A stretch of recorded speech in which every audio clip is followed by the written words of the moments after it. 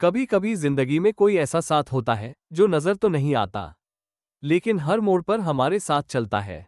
ये कहानी है आयशा की, एक 20 साल की सीधी सादी मासूम सी लड़की जो हमेशा एक अजीब सी फीलिंग महसूस करती थी, जैसे कोई उसे देख रहा हो, उसकी रक्षा कर रहा हो।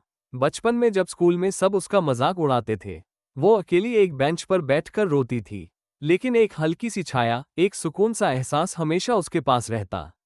उसे याद है, एक रात जब वो बहुत टूटी हुई थी, उसने बस कहा, अगर तू वाकई है तो अब मुझसे बात कर। कमरे में खामोशी थी, लेकिन अंदर एक आवाज थी, मैं हमेशा था। वो पल आयशा कभी नहीं भूल सकती, जब सड़क पार करते वक्त एक कार तेजी से उसकी तरफ बढ़ी और कोई उसे झटके से पीछे खींच ले गया।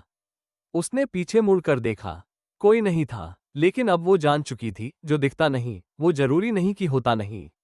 आज आयशा जब अपने कमरे में बैठती है, वो अकेली नहीं होती। वो मुस्कुराती है, क्योंकि उसे पता है, कोई है जो हमेशा से गायब है लेकिन हमेशा साथ है।